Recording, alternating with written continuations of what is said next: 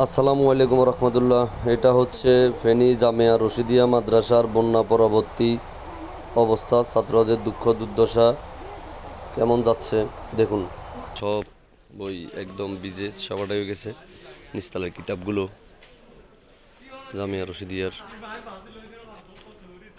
ধ্বংসস্তূপে পরিণত হয়েছে। জামিয়া রশিদিয়ার নিস্তালা শুধু পানি আর পানি। ছাত্রদের অনেকগুলো কিতাব শেষ, এগুলো শুকাইতেছে রোদে। এগুলো সব সবুজ গাছগাছালি যা ছিল সব শেষ, সব ধ্বংসস্তূপে। যে পেয়ারা গাছগুলো, যেগুলো ফল, আসলে রশিদিয়া মাদ্রাসা আগে যারা এসেছেন দেখেছেন, বা আমি অনেকগুলো ভিডিও দিয়েছি।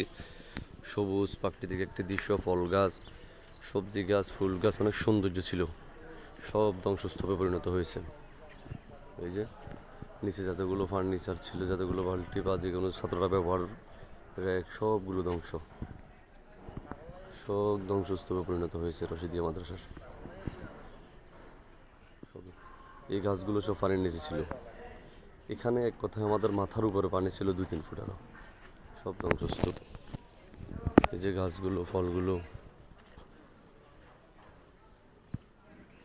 নিচতলা পুরো পানি ছিল। যে জাম্বুরা গাছগুলো দেখুন অবস্থা, নিচে জাম্বুরা গাছ, সব জাম্বুরা একদম নষ্ট।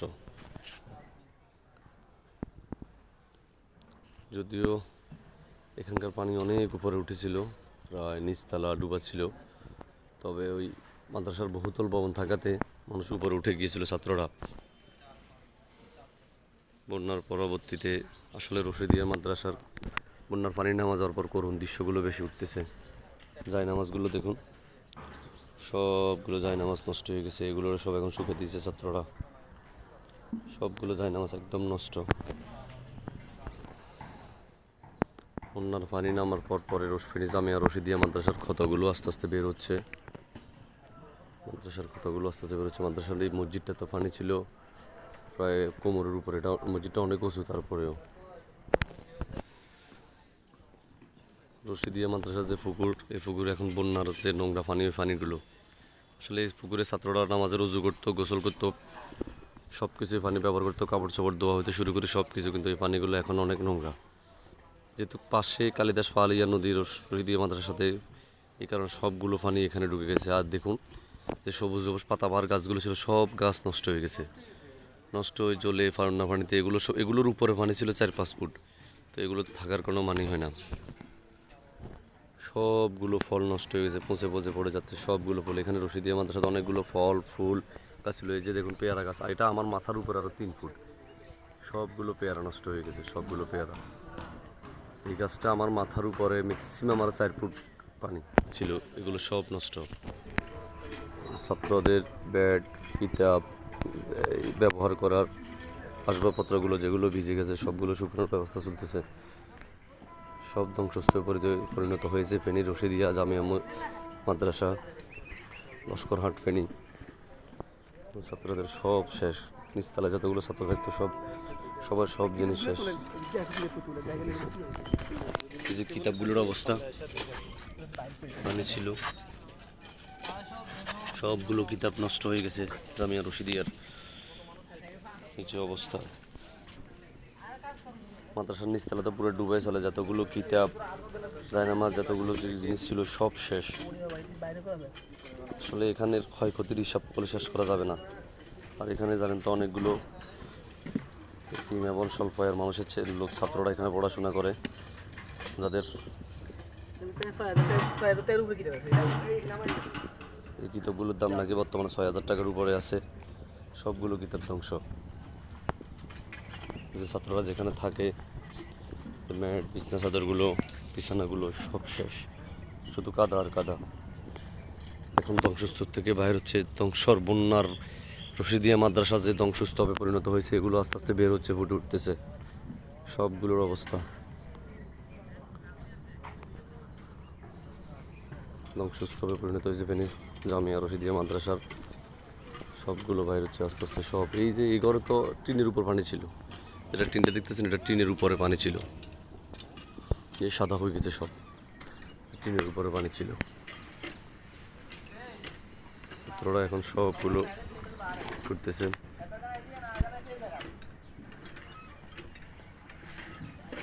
একদম ধ্বংসস্তূপে পরিণত হয়েছে, ধ্বংস, সব ধ্বংস।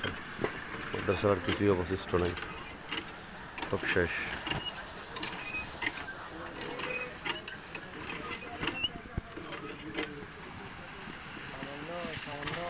সব শেষ ছাত্রদের।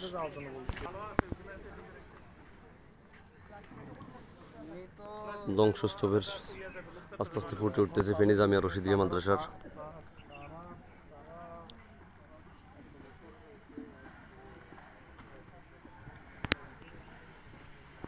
যে ঘরে ছাত্ররা থাকতো এটার উপরও ছিল, এই টিনের উপরে ছিল পানি। এখানকার সব যেগুলো গাছের দিকে ফলো করলে বোঝা যায়, গাছগুলো আমাদের মাথার উপরেও 3 ফুটে গাছগুলোতে পানি ছিল। ওই যে এগুলো ঘোলাটে হয়ে ধ্বংস হয়ে গেছে, জ্বলে গেছে সব কিছু, এই অবস্থা। এখন রোদ হওয়াতে ছাত্ররা সব কিছু বাইর করতেছে শুকানোর জন্য, আস্তে আস্তে পরিষ্কার করার, পরিচ্ছন্ন করার জন্য। ধ্বংসস্তূপ থেকে আস্তে আস্তে বাইর করতেছে সব কিছু।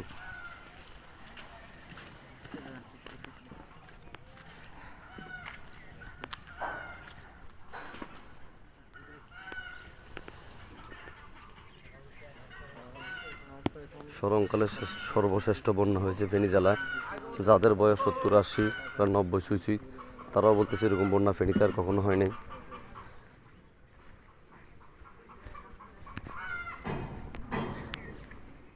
এখানকার মুফতি শহীদুল্লাহ সাহেবের বয়সও হবে 70+। উনিও বলতেছে ওনার জীবনে উনি এত বন্যা আর দেখেন নাই।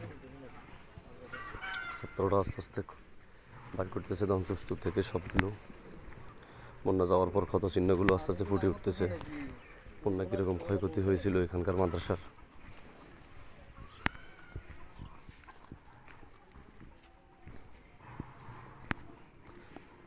এখানকার মাদ্রাসার সব শেষ।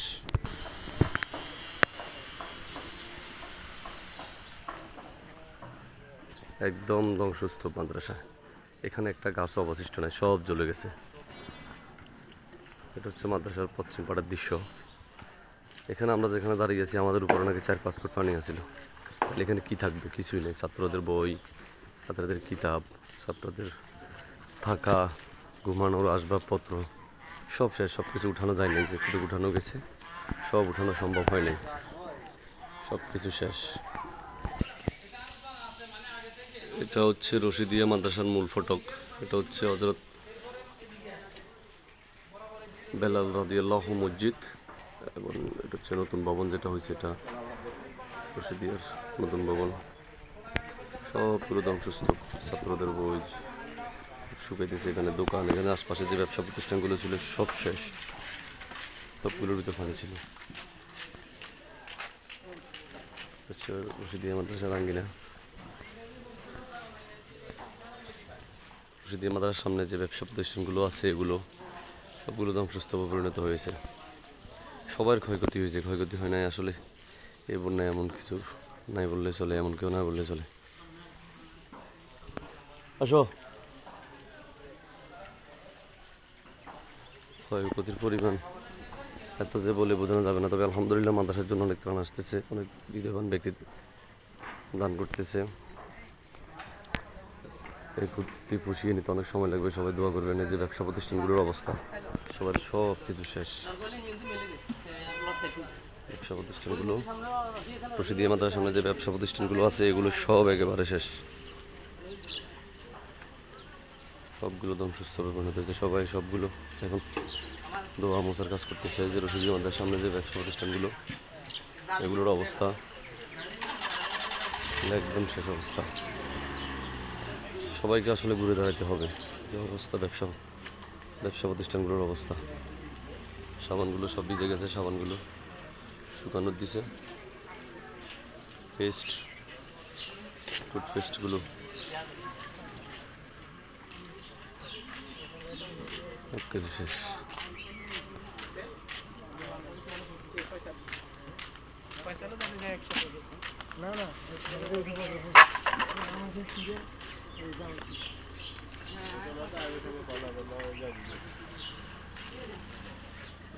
মাদ্রাসার আরেকটা গেট দেখতে পাচ্ছেন, আরেকটা গেট।